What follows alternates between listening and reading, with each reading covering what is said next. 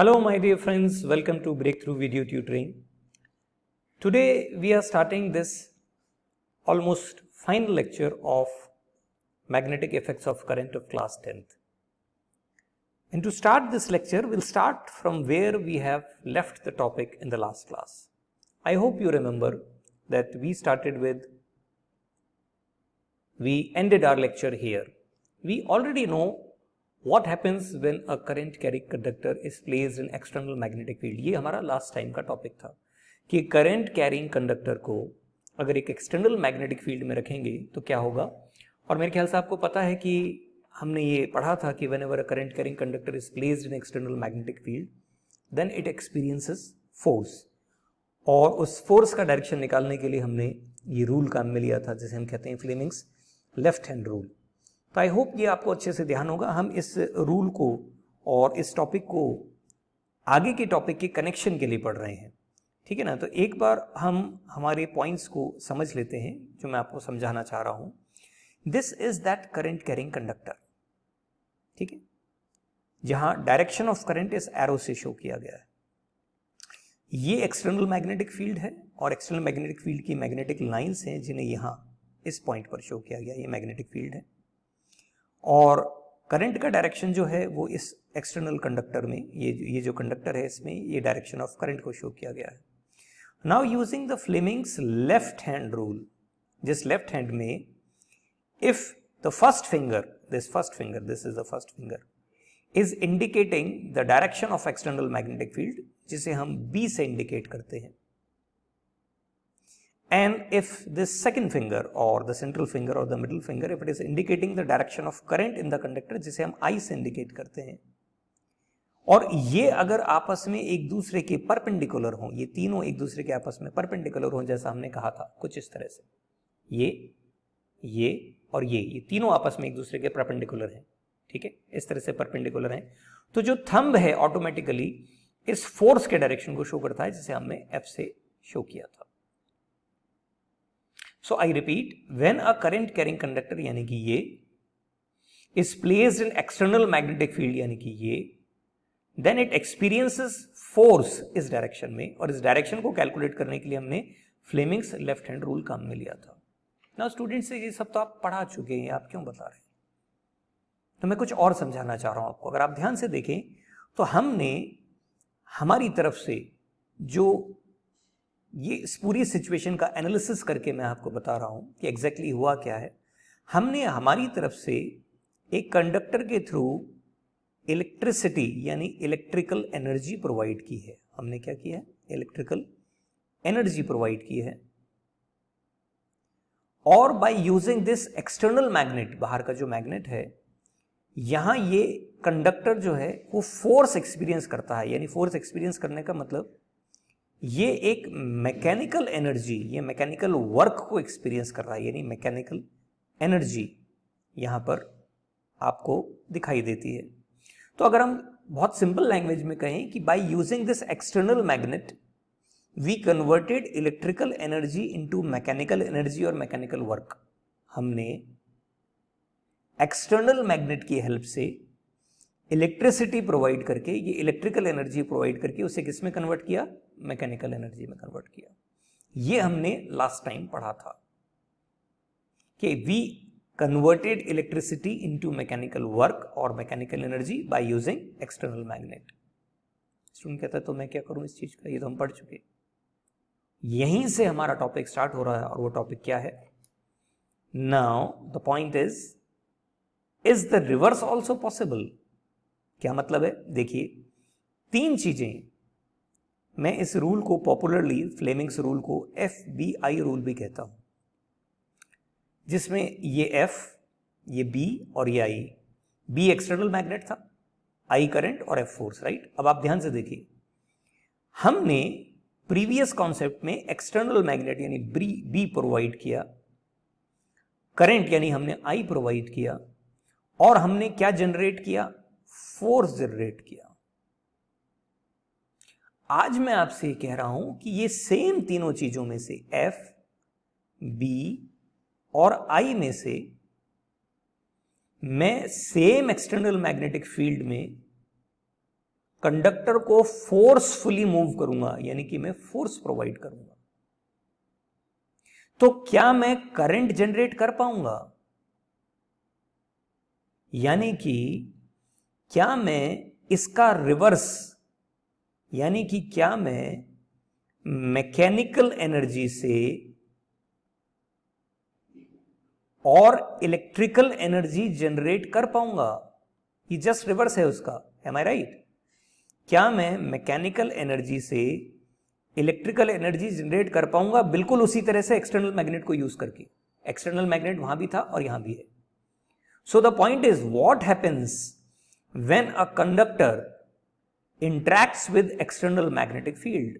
सवाल यह है कि अगर मैं एक कंडक्टर को, कंडक्टर मींस इसी तरह का, ये जो वायर था, ये कुछ भी, हम लूप कुछ भी ले सकते हैं, उसे मैं एक एक्सटर्नल मैग्नेट के साथ में इंटरैक्ट करूं, तो क्या मैं करंट प्रोड्यूस कर सकता हूं? यानी जो यहां हुआ जस्ट उसका रिवर्स। यहां हमने B और I की हेल्प से F यानी फोर्स जनरेट किया, और यहां F और B यानी फोर्स और एक्सटर्नल मैग्नेट से क्या मैं करंट प्रोड्यूस कर सकता हूं? I, this is the question.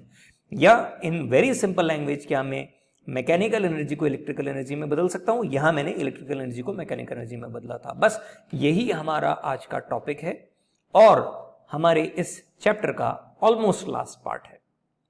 ये हम आज समझने जा रहे हैं। तो जो मैं आपको समझाने जा रहा हूं, पहले मैं उसे दिखाता हूं आपको कि एग्जैक्टली ये दिखेगा कैसे। अपना सारा ध्यान इस एनिमेशन पर रखिए। क्या दिख रहा है पहले आप इसे ध्यान से देखिए। अभी हम मूवमेंट्स को नहीं, पहले हम इसको समझेंगे कि क्या हमें यहां पर दिखाई दे रहा है। ओके, हम इसे दूसरे तरीके से देख लेते हैं तो आपको समझ में आ जाएगा। ठीक है, हमें क्या दिख रहा है? हमें यहां पर ये एक मैग्नेट दिख रहा है। There is this magnet, this is external magnet. यहां मेरे पास ये कंडक्टर एक कॉइल की फॉर्म में है, एक सिलेंडर के ऊपर कॉइल की फॉर्म में लिपटा हुआ है, और यहां बाहर एक galvanometer, this is what, a galvanometer, ये गैल्वेनोमीटर है। सो this is a galvanometer.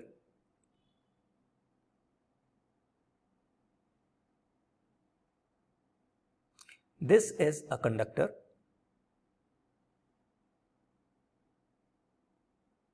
conductor coil, and this is external magnet. Question ये है, अगर ये एक्सटर्नल मैग्नेट इस कॉइल में मूव करेगा, अगर आपको अपना सारा ध्यान अब यहां रखना है इस नीडल पे। ये जो नीडल दिख रही है आपको, गैल्वेनोमीटर की नीडल पे ध्यान रखना है। आप नोटिस कीजिएगा कि ये नीडल इस जीरो से लेफ्ट और राइट, क्या ये मूव कर रही है? पहला ध्यान ये रखिएगा। दूसरा ध्यान ये दीजिएगा कि इसके मूवमेंट के समय मैग्नेट का मूवमेंट कैसे हो रहा है। ओके, तो हम इसे एक बार विजुअलाइज करते हैं। Let's see. सारा ध्यान नीडल पे, नीडल मूव कर रही है, यस कर रही है। नीडल तेज और धीरे भी मूव कर रही है, ध्यान से देखिए। जब नीडल धीरे मूव कर रही है तो मैग्नेट भी धीरे मूव कर रहा है। अब मैग्नेट तेजी से मूव करता है, देखिए देखिए, है ना। और एक और बड़ी बात कि नीडल जीरो के दोनों साइड मूव कर रही है, उस जीरो पॉइंटर के दोनों साइड मूव कर रही है। अब आप सोच के मुझे बताइए, ठीक है, मैं से यहां आप समझ गए क्या हुआ है? ठीक है, तो यहां ये सिचुएशन जो आपके सामने थी, इसमें ये नीडल इस जीरो से लेफ्ट और राइट दोनों साइड मूव कर रही है, धीरे और तेज दोनों तरह से मूव कर रही है। अब आप सोचिए, ठीक है, ध्यान से देखिए, मैंने इस मैग्नेट को मूव किया है, इस मैग्नेट को मूव किया, यानी मैंने क्या प्रोवाइड किया? फोर्स। यानी मैंने क्या प्रोवाइड की? Mechanical energy, mechanical energy. और मैंने मूव किसे किया? मैंने मूव किया एक्सटर्नल मैग्नेट को। एक्सटर्नल मैग्नेट का मतलब क्या है? बी। ये क्या था? फोर्स, मूवमेंट, यानी एफ। तो एफ और बी मैंने प्रोवाइड किया, और मैं नजारा क्या देख रहा हूं कि यहां ये मूव हो रहा है। ये क्या है? गैल्वेनोमीटर। गैल्वेनोमीटर क्या करता है? गैल्वेनोमीटर करंट को डिटेक्ट करता है, करंट डिटेक्ट करता है। और गैल्वेनोमीटर मूव कर रहा है, यानी नीडल मूव कर रही है, इसका मतलब यहां पर क्या है? यहां पर ये क्या इंडिकेट कर रहा है? करंट, आई। तो जो मैं कह रहा था, बात आ गई कि एफ, बी और आई में से अगर मैं एफ और बी प्रोवाइड करूं तो क्या आई जनरेट होगा, करंट जनरेट होगा? यस, हो रहा है, एग्जैक्टली हो रहा है। ठीक है, यानी कि मैकेनिकल एनर्जी आई यानी इलेक्ट्रिकल एनर्जी में कन्वर्ट हो रही है, दिख रही है इलेक्ट्रिकल एनर्जी में, ये आपके सामने हो रहा है। तो जो पहला पॉइंट था कि is it possible to convert mechanical energy into electrical energy, yes it is possible. F और बी को यूज करके आई जनरेट किया जा सकता है, यस वो हो रहा है। लेकिन ये एग्जैक्टली है क्या और क्यों हो रहा है, ये हमारा आज का टॉपिक है। Okay, so this phenomena is known as electromagnetic induction. बहुत सिंपल लैंग्वेज में इसे हम EMI भी कहते हैं। What we call it? EMI,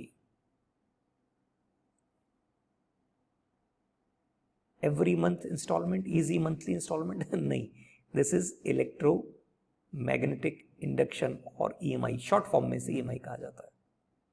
अभी जो इलेक्ट्रोमैग्नेटिक इंडक्शन है इसमें तीन अलग अलग वर्ड्स को इंडिविजुअली हम समझेंगे, इलेक्ट्रो, मैग्नेटिक और इंडक्शन। मैग्नेट मैग्नेट है, magnetic is magnet, this is the magnet. Electro is electricity, ये इलेक्ट्रॉन्स, और इंडक्शन का मतलब होता है टू मोटिवेट। टू मोटिवेट मतलब समझिएगा इसका, ठीक है। मैं डेफिनेशन पे जा रहा हूं इसको समझाने के लिए, सो इसे ध्यान से सुनिए। When a conductor interacts with an external magnetic field, अब इस डेफिनेशन की ब्यूटी देखिएगा कितना अच्छा समझाया गया है। व्हेन अ कंडक्टर यानी कि कॉइल इंटरैक्ट्स, इंटरैक्ट्स का मतलब इन दोनों का रिलेटिव मोशन। आप मैग्नेट को मूव कर सकते हैं, कॉइल को स्टेशनरी रखिए, या आप मैग्नेट को स्टेशनरी रख के कॉइल को भी मूव कर सकते हैं। So this is known as that interaction. When a conductor interacts with, किसके साथ इंटरैक्शन हो रहा है? External magnetic field. देखिए दूसरी चीज, एक्सटर्नल मैग्नेटिक फील्ड, ऑब्वियसली इस मैग्नेट का मैग्नेटिक फील्ड होगा। इसकी वजह से क्या हो रहा है? A potential difference is generated across its ends. Its मतलब कौन? कंडक्टर। ये कंडक्टर के जो दो एंड हैं, यहां ये दो पॉइंट होंगे, इनके अक्रॉस एक पोटेंशियल डिफरेंस जनरेट हो जाता है, which remains there till the interaction persist. Now this is something very important. ये तभी तक होगा, ये पोटेंशियल डिफरेंस, ये करंट तभी तक होगा जब ये इंटरैक्शन चलता रहेगा, यानी दोनों में से कोई एक चीज मूव करती रहे। आप इसे ले जाके रोक दीजिए, ये नीडल वापस जीरो पे आ जाएगी। यानी मैग्नेट अगर यहां स्टेशनरी है, कॉइल स्टेशनरी, कोई मूवमेंट नहीं है, तो करंट का भी कोई मूवमेंट नहीं होगा। आई रिपीट, पहले सिर्फ डेफिनेशन का मतलब थोड़ी देर बाद समझ में आएगा, पहले डेफिनेशन में क्या छुपा है उन वर्ड्स का मतलब समझिए। व्हेन अ कंडक्टर यानी कि कॉइल इंटरैक्ट्स यानी relative motion with the external magnetic field यानी magnet, a potential difference is generated across its ends, यानी उस कंडक्टर के वायर के दो कॉर्नर्स के जो दो एंड्स हैं उनमें पोटेंशियल डिफरेंस जनरेट होगा। And potential difference is what? It is the difference that makes the difference, जिसकी वजह से करंट फ्लो होता है। ठीक है, ठीक है। और ये पोटेंशियल डिफरेंस वहां कब तक रहेगा? जब उन दोनों के बीच में रिलेटिव मोशन हो रहा है। अगर नहीं है, रिलेटिव मोशन बंद हो गया तो नहीं। ध्यान रखना, दोनों मूव नहीं करने चाहिए। आप इस तरह से नहीं कर सकते कि अगर ये मैग्नेट है, ये कॉइल है और ये मैग्नेट है, ऐसे या ऐसे move. No, it should be like this, ये movement, relative motion. Okay, this phenomena of production of EMF, EMF is what? अब जो मैं टर्म आपके कह रहा था, EMF का मतलब है इलेक्ट्रोमोटिव फोर्स। ये आपने करंट इलेक्ट्रिसिटी में भी पढ़ा है, इलेक्ट्रॉन्स को मोटिवेट करने वाला फोर्स, ठीक है ना। This phenomena of production of EMF और इलेक्ट्रिक करंट, जिसकी वजह से जो इलेक्ट्रिक करंट प्रोड्यूस हो रहा है in the circuit due to relative motion between the magnet and the conductor, is called electromagnetic induction. इस फिनोमिना को हम इलेक्ट्रोमैग्नेटिक इंडक्शन कहते हैं। वो फिनोमिना जिसमें कंडक्टर और मैग्नेट के रिलेटिव मोशन की वजह से करंट मोटिवेट हो रहा है मूवमेंट के लिए, इलेक्ट्रॉन्स मोटिवेट हो रहे हैं मूवमेंट के लिए, पोटेंशियल डिफरेंस जनरेट हो रहा है। This phenomena is known as electromagnetic induction. Feeling concept को समझने की नहीं आई है, पूरी फीलिंग अभी भी जनरेट नहीं हुई है। क्यों? क्योंकि डेफिनेशन कॉम्प्लिकेटेड है। हमें कुछ समझ में आ रहा है, कुछ नहीं। हमें ये दिख रहा है कि हाँ ऐसा हुआ, हमें लग भी रहा है कि हाँ ये डेफिनेशन को रिलेट कर रही है, लेकिन ये क्यों हुआ अभी हमारे समझ में नहीं आया। तो वो क्यों हुआ उसे भी समझना है, तो हम इस डेफिनेशन से आगे बढ़ेंगे और इसे देखेंगे कि एग्जैक्टली हो क्या रहा है। ठीक है, तो इसके एक्सप्लेनेशन के लिए मैं आपके सामने उस पूरी कॉइल में से एक लूप निकाल लेता हूं। ये मैंने आपके सामने उस पूरी कॉइल में से एक लूप निकाल लिया। ठीक है ना, एक्सप्लेनेशन को अच्छा करने के लिए, समझने के लिए मैं यहां पर पॉइंटर का कलर थोड़ा चेंज कर रहा हूं। इस लूप में, जो कि कंडक्टर का लूप है, ये कंडक्टर है, मान रहे हैं। अब क्योंकि ये कंडक्टर है तो मैं मान के चलता हूं कि इस कंडक्टर में फ्री इलेक्ट्रॉन्स होंगे जो इस पूरे कंडक्टर में भरे होंगे, मैं मान लेता हूं। और ये मानने की भी क्या बात है, ये फैक्ट है, ये डेफिनेटली होगा। तो हम मान लेते हैं कि इस पूरे कंडक्टर में फ्री इलेक्ट्रॉन्स, ध्यान रखिएगा कंडक्टर कहते ही उसे हैं जिसमें इलेक्ट्रॉन्स फ्रीली मूव कर सकें और इलेक्ट्रिसिटी का कंडक्शन कर सकें। ठीक है, ये इलेक्ट्रॉन्स यहां पर है। ठीक है, तो हमारी शर्त क्या थी कि हमारे पास एक कंडक्टर होना चाहिए और कंडक्टर के साथ में क्या होना चाहिए, हमारे पास एक मैग्नेट होना चाहिए। ये मैग्नेट है। जो चीज मैग्नेट में अभी विजिबल नहीं थी आपको, वो था उसका मैग्नेटिक फील्ड। तो ये इसका मैग्नेटिक फील्ड है जो आपके सामने मैंने विजिबल कर दिया। मैग्नेटिक फील्ड या मैग्नेटिक फील्ड लाइंस की फॉर्म में आप पढ़ा हुआ है।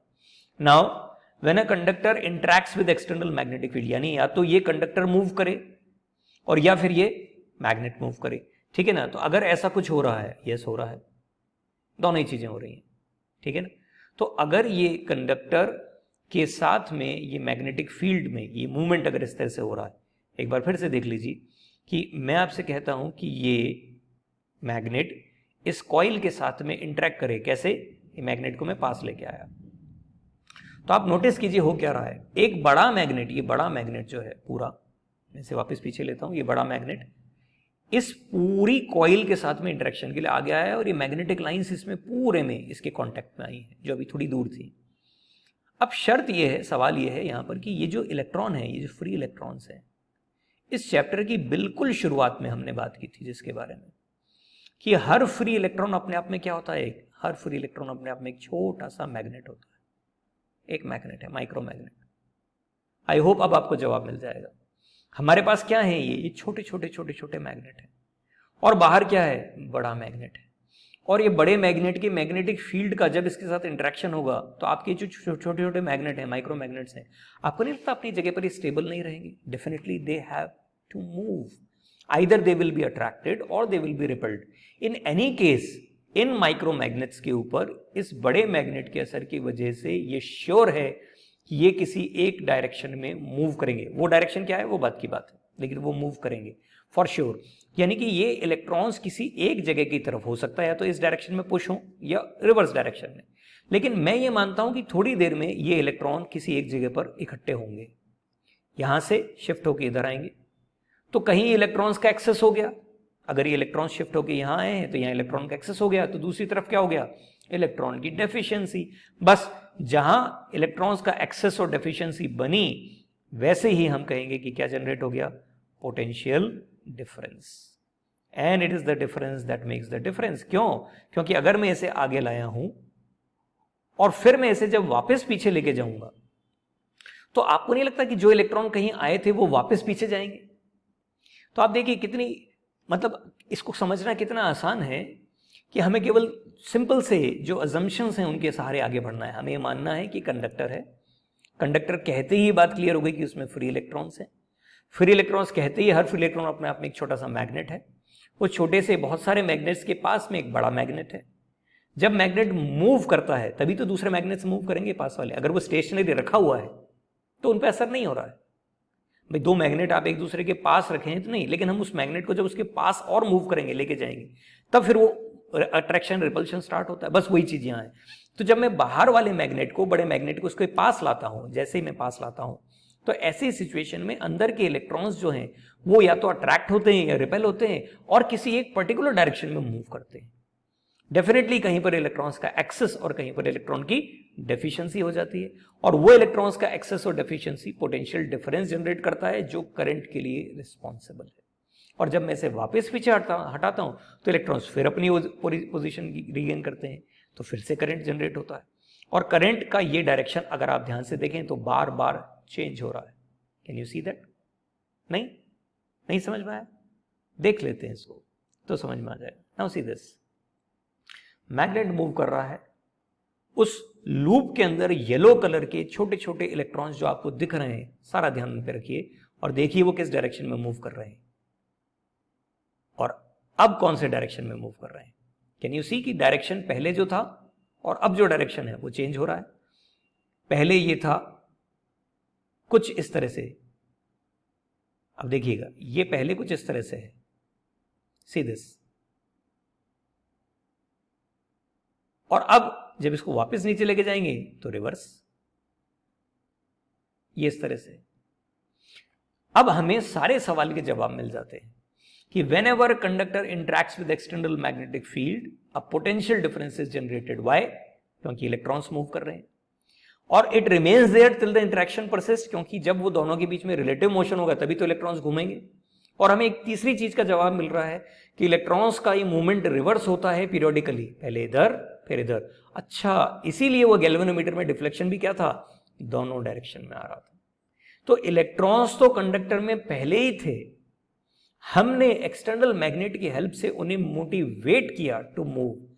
This type of movement is known as induced movement. हमने उसे इंड्यूस किया, हमने उसे मोटिवेट किया, इसलिए इस करंट को भी हम क्या कहते हैं, इंड्यूस्ड करंट कहते हैं।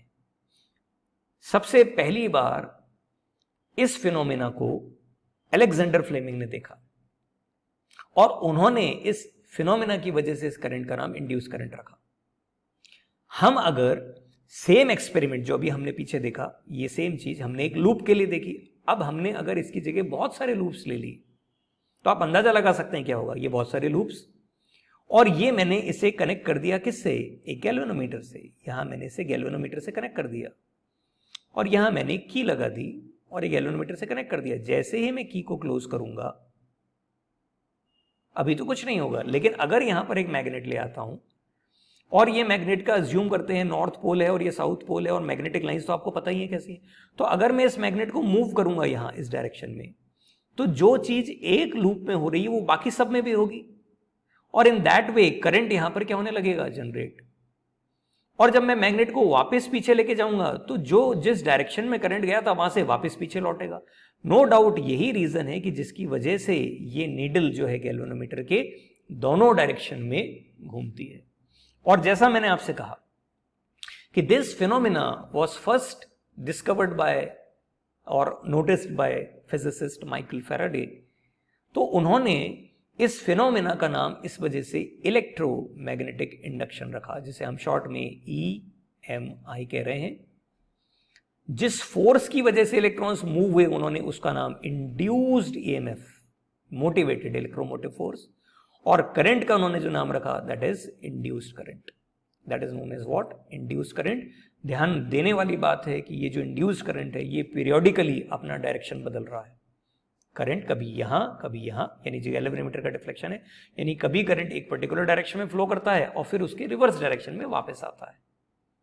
ऐसी सिचुएशन की वजह से जो करंट पीरियोडिकली अपना डायरेक्शन बदल रहा है उसे हम ऑल्टरनेटिंग करंट कहते हैं। This is known as what, alternating current, जिसके बारे में हम डिटेल में बाद में बात करेंगे।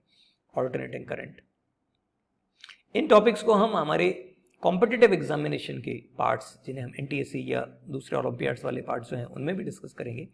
बट आई होप अब आपको इन सवालों का जवाब मिल गया होगा कि जब हम एक कंडक्टर को एक्सटर्नल मैग्नेटिक फील्ड में रिलेटिव मोशन, एक दोनों का इंटरेक्शन कराते हैं, तो पोटेंशियल डिफरेंस क्यों जनरेट होता है, करंट कैसे प्रोड्यूस होता है, ठीक है, और वो करंट किस तरह से गैल्वेनोमीटर में रिवर्स जो है डायरेक्शन में किस तरह से इसकी नीडल को मूव करता है।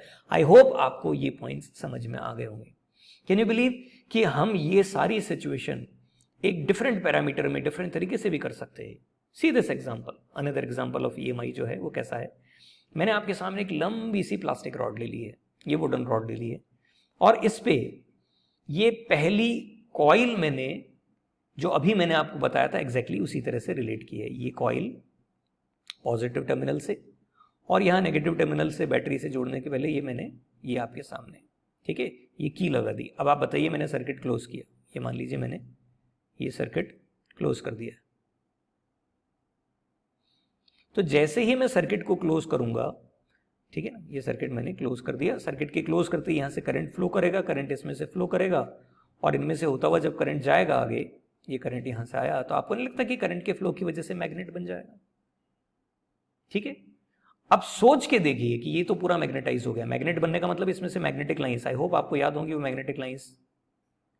ठीक है, यहां से और इस तरह से एंटर करती है मैग्नेटिक, पूरी मैग्नेटिक लाइंस होंगी, यहाँ पर बहुत सारी मैग्नेटिक लाइंस होंगी। ठीक है, जो इंटरसेक्ट नहीं करती मैग्नेटिक लाइंस होंगी यहाँ पर, पूरी नहीं बना रहा हूं। अब आप सोच के देखिए, मान लीजिए इस रॉड के बचे हुए हिस्से पर यहां पर एक दूसरी कॉइल है, और वो कॉइल गैल्वेनोमीटर से कनेक्ट है। ये बैटरी से नहीं, गैल्वेनोमीटर से कनेक्ट है।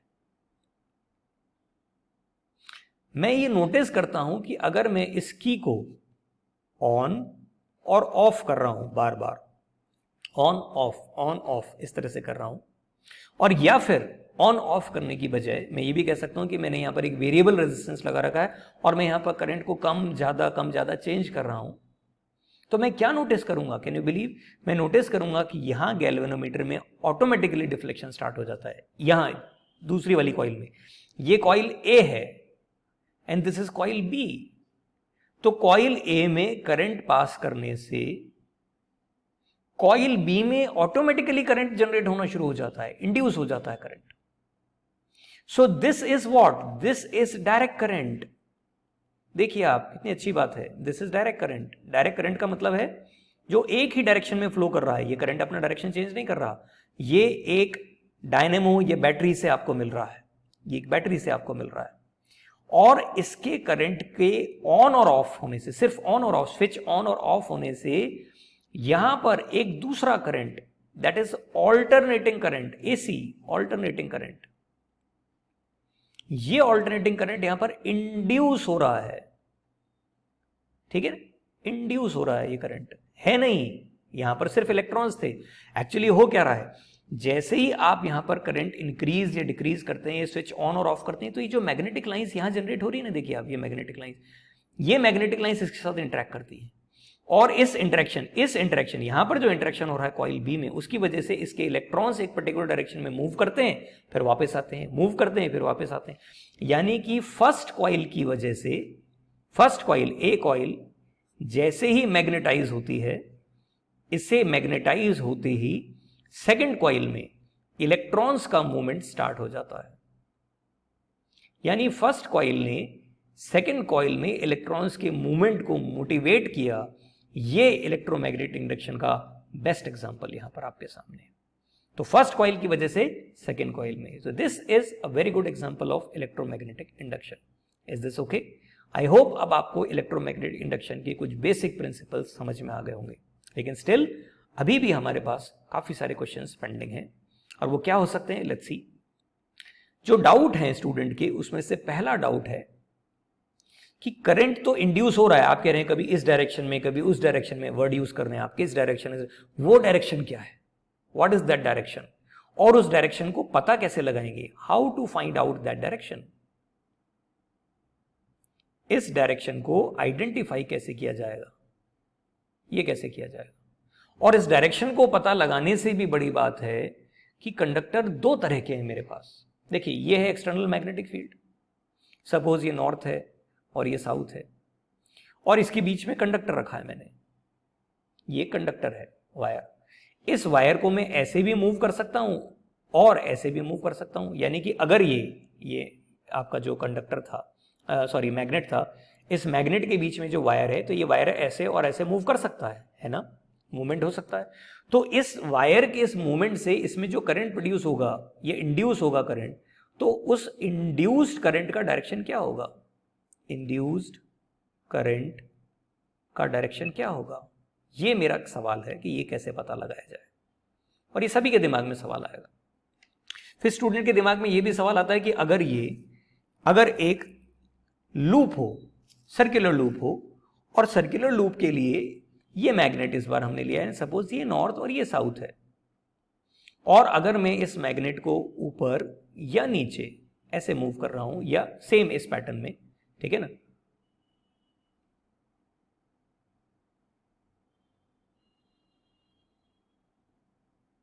अगर मैं इसे इस पैटर्न में मूव कर रहा हूं, तो ऐसी सिचुएशन में यहां पर करंट का डायरेक्शन क्या होगा, ठीक है ना, इस जगह पर। तो देखिए यहां पर करंट के लिए अगर मैं इस रॉड की बात करूं तो रॉड में करंट का डायरेक्शन क्या होगा, अगर मैं इस रॉड को लेबल करता हूं x और y सपोज, तो डायरेक्शन क्या होगा, या तो x टू y या y टू x, यही पॉसिबल है करंट का डायरेक्शन। और अगर मैं इस कॉइल की बात करूंगा तो कॉइल में यानी लूप में करंट का डायरेक्शन क्या होगा, या तो क्लॉकवाइज और या फिर क्या होगा एंटी क्लॉकवाइज, इनके अलावा तो कोई डायरेक्शन नहीं हो सकता। बस यही डायरेक्शन क्या होंगे ये पता लगाने का हमारा ये आज का आखिर का ये टॉपिक है।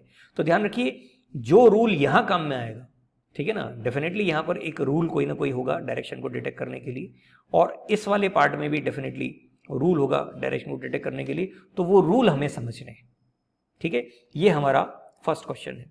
दूसरा क्वेश्चन जो हमारा है वो ये कि जो करंट प्रोड्यूस हो रहा है, जो इंड्यूस हो रहा है करंट, वो कितना प्रोड्यूस होगा, उसका मैग्नीट्यूड कितना होगा, ये कैसे पता लगेगा, ठीक है ना, वो किस पे डिपेंड करेगा।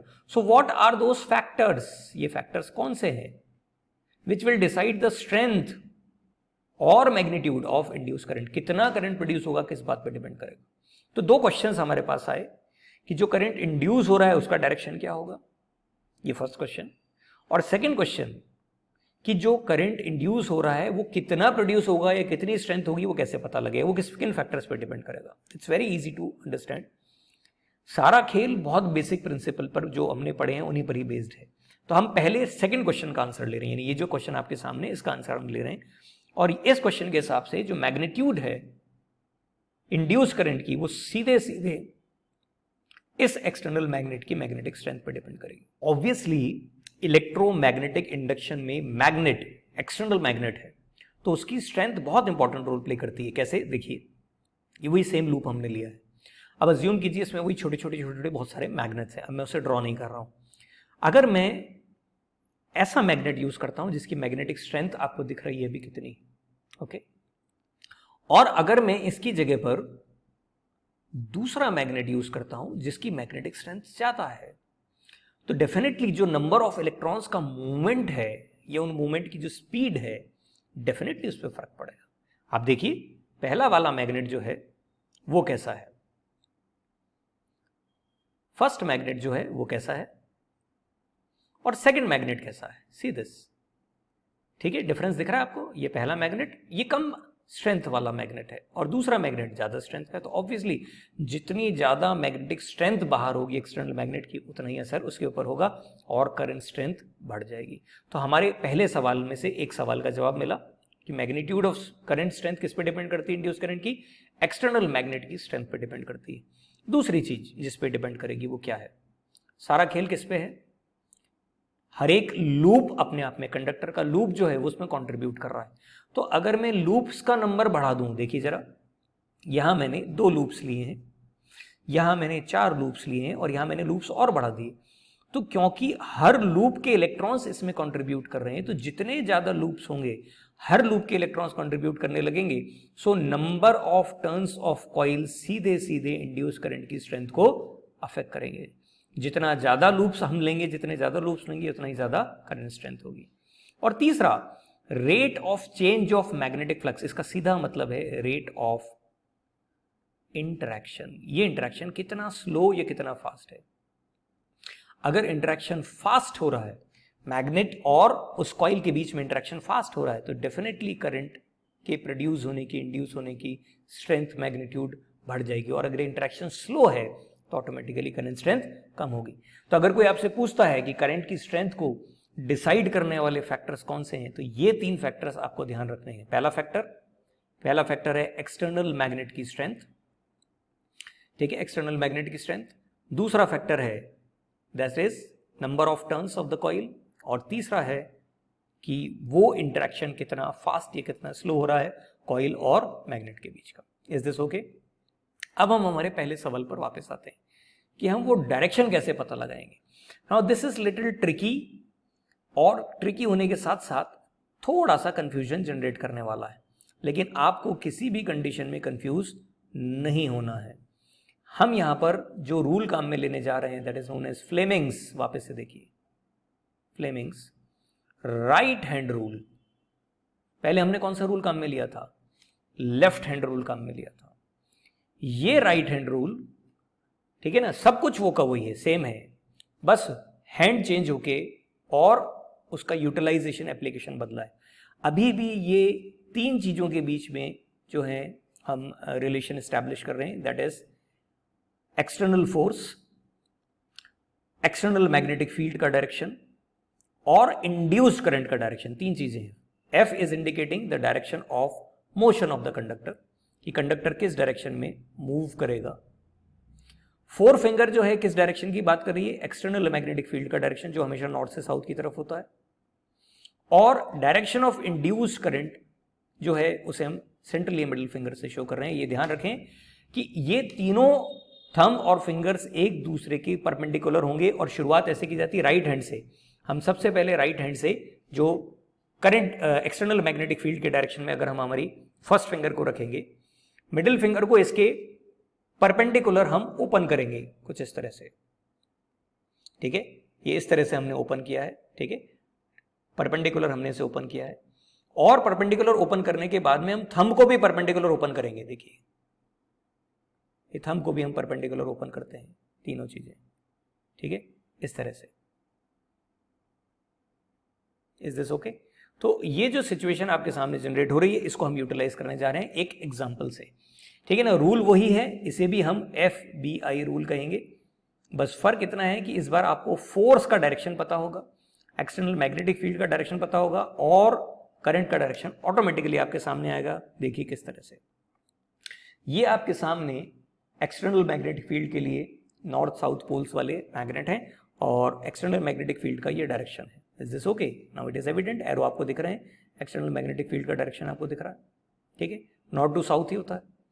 और यहां मैंने कंडक्टर भी रख लिया है इसके बीच में। अभी कंडक्टर मूव नहीं कर रहा है, कंडक्टर का नाम है X and Y और इसके बीच में रखा है। अब अगर मैं कंडक्टर को मूव करता हूं, कहां? कंडक्टर को मूव करता हूं ऊपर की तरफ, ये ऊपर की तरफ, ये कंडक्टर ऊपर की तरफ गया है। तो कंडक्टर के ऊपर जाते समय इसमें करंट का डायरेक्शन क्या होगा मुझे पता लगाना है। कंडक्टर के ऊपर जाने का मतलब मुझे जो चीज पता है वो है फोर्स का डायरेक्शन। अब मैं इस राइट हैंड को जैसा मैंने आपको सजेस्ट किया वैसे यहां पर अप्लाई कर रहा हूं उस रूल को। राइट हैंड की फर्स्ट फिंगर से मैं फर्स्ट फिंगर को देखिए किस डायरेक्शन में रख रहा हूं। फर्स्ट फिंगर को मैं एक्सटर्नल मैग्नेट के फील्ड के डायरेक्शन में, नॉर्थ टू साउथ डायरेक्शन में रख रहा हूं, ठीक है। मैंने थंब को ऑटोमेटिकली उस डायरेक्शन में ओपन कर दिया है जिस डायरेक्शन में उस कंडक्टर को हमने मूव किया था। तो कंडक्टर को हमने कहां मूव किया था? ऊपर की तरफ मूव किया था, तो थंब को हमने ऊपर रखा है, ठीक है। ऑटोमेटिकली जो मिडिल फिंगर है वो करंट का डायरेक्शन शो कर रही है।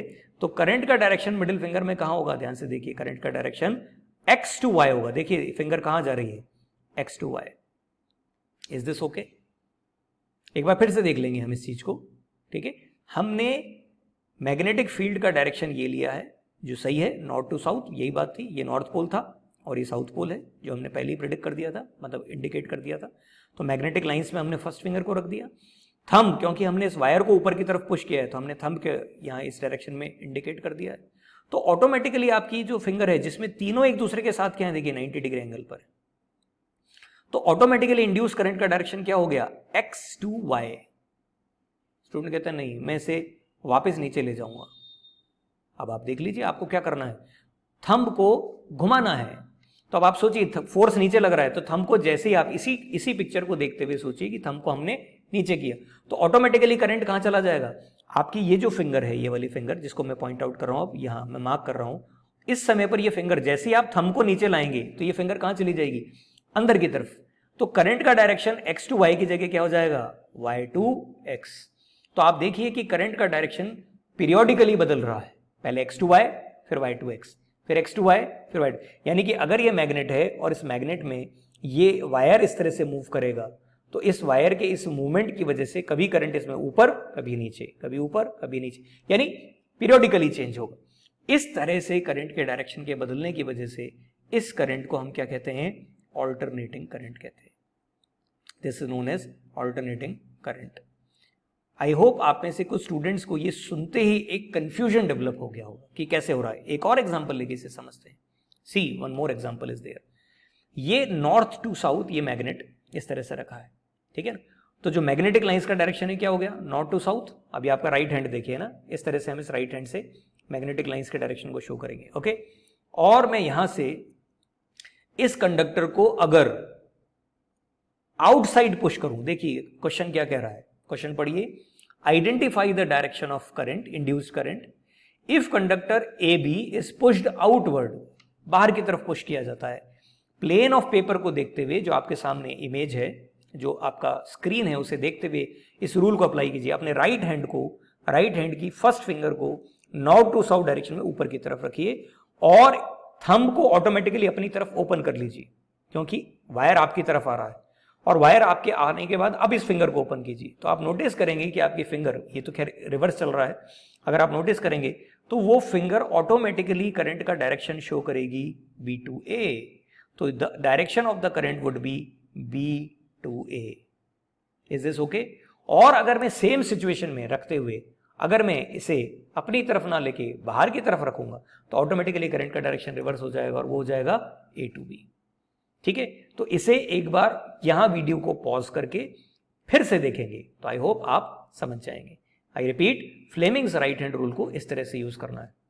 अगर आप में से कोई स्टूडेंट इस बात को लेके कंफ्यूज होता है कि मुझे फ्लेमिंग्स का लेफ्ट हैंड रूल कहाँ यूज करना है और राइट हैंड यूज कहाँ करना है, तो देखिए इट्स वेरी सिंपल। मैं आपको एक हिंट देता हूं जिससे आपको ये समझ में आ जाएगा। मैं आपके सामने लिख रहा हूं F, B और I, और फिर आपके सामने वापस लिख रहा हूं F, B और I। यहां मैं लिख रहा हूं लेफ्ट और यहां मैं लिख रहा हूं राइट। ठीक है, जो मैं कह रहा हूं ध्यान से देखिएगा। जो वर्ड मैंने लेफ्ट लिखा है, इस लेफ्ट में से क्या चीज इससे मैच कर रही है ऊपर वाले FBI से, बताइए क्या मैच कर रही है? L मैच कर रहा है? नहीं। E मैच कर रहा है? नहीं। T कर रहा है? नहीं। क्या मैच कर रहा है? F। यानी ये फोर्स के डायरेक्शन को पता लगाने के लेफ्ट हैंड रूल हमेशा कब आएगा? फोर्स के डायरेक्शन को। अब आप राइट को अगेन FBI से मैच कीजिए। R है? नहीं है। G है? नहीं है। H है? नहीं है। T है? नहीं है। क्या है? I है।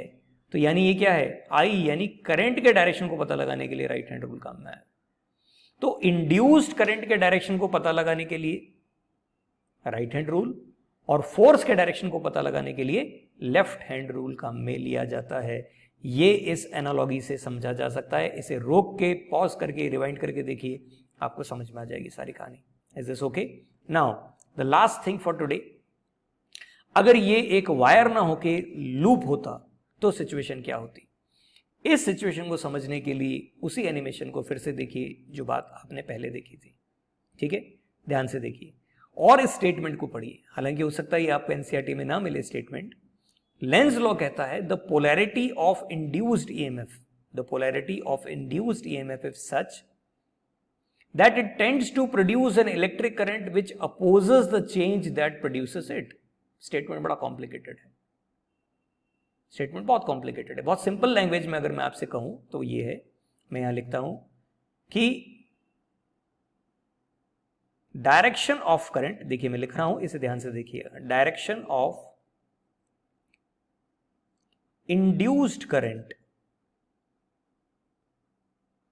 डायरेक्शन ऑफ इंड्यूस्ड करंट, और यहां मैं लिख रहा हूं opposes the cause of its production. बस दो चीजें ध्यान रखें। इंड्यूस करंट का डायरेक्शन कैसा होगा? इंड्यूस करंट का डायरेक्शन ऐसा होगा कि जिस वजह से वो प्रोड्यूस हुआ है, जिस रीजन से वो प्रोड्यूस हुआ है, उस रीजन को अपोज करेगा। अब इसे रिलेट करके देखते हैं। जब मैं इस नॉर्थ पोल को इस डायरेक्शन में, यहां पर इस नॉर्थ पोल को ऊपर लाता हूं, सपोज ऊपर लाता हूं, तो इस कॉइल में करंट का डायरेक्शन निचले हिस्से में, ऊपर नहीं नीचे वाले हिस्से में, यहां नीचे, इस नीचे ऐसा होगा कि वो इस कॉज को, कॉज क्या था? इस नॉर्थ पोल का ऊपर आना, इसको अपोज करे। तो नॉर्थ पोल को ऊपर आने को अपोज करने के लिए क्या करना पड़ेगा? इसे रिपेल करना होगा।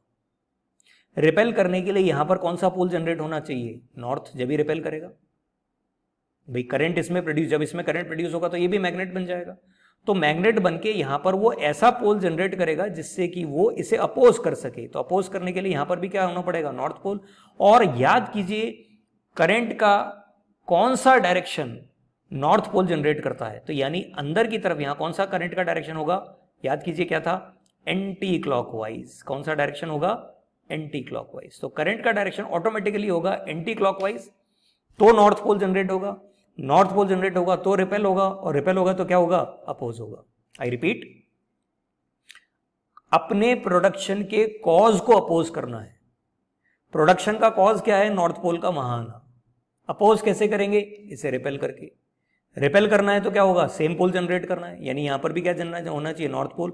और नॉर्थ पोल जनरेट होने के लिए क्या होना चाहिए, करंट का direction anti clockwise, anti clockwise. चलो ठीक है। अब सपोज मैं इसे पीछे लेके जाता हूं, यानी कि मैं इसे नीचे लेके जाता हूं, तो जो नीचे मैं इसे लेके जा रहा हूं तो वो भी बर्दाश्त नहीं है। नीचे क्यों जा रहा है, अपोज करना है, तो नीचे जाने को अपोज करने का क्या मतलब होगा, इसे पुल किया जाएगा। तो यहां पर ही क्या करेगा, इसे पुल। और पुल करेगा कब, जब नॉर्थ की जगह कौन सा पुल जनरेट हो जाएगा, south.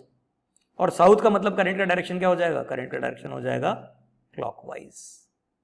So now this is very simple to understand कि लेंज लॉ किस तरह से it direction of induce current को और इस ऑपोजिशन को इंडिकेट करता है। बहुत सिंपल है। अगर ये नॉर्थ पोल है तो यहां अगर ये इसके कॉइल की तरफ आ रहा है तो यहां पर भी नॉर्थ पोल बनेगा, जब भी वो इसे रिपेल कर पाएगा। और नॉर्थ पोल यहां बना तो करंट का डायरेक्शन एंटी क्लॉकवाइज। जब ये नीचे जा रहा है तो इसे अट्रैक्ट किया जाएगा, क्योंकि वो भी बर्दाश्त नहीं। तो जब नॉर्थ पोल नीचे जाएगा तो यहां पर क्या बन जाएगा, साउथ पोल। ठीक है ना। इस तरह से हम लेंस लॉ को समझ सकते हैं। तो आज का ये जो लेक्चर है इसमें बहुत कंसेप्चुअल चीजें हैं।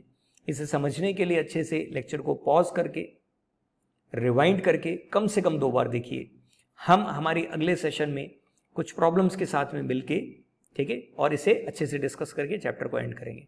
तो see you then, till then, bye bye, enjoy our lectures. Okay, thank you.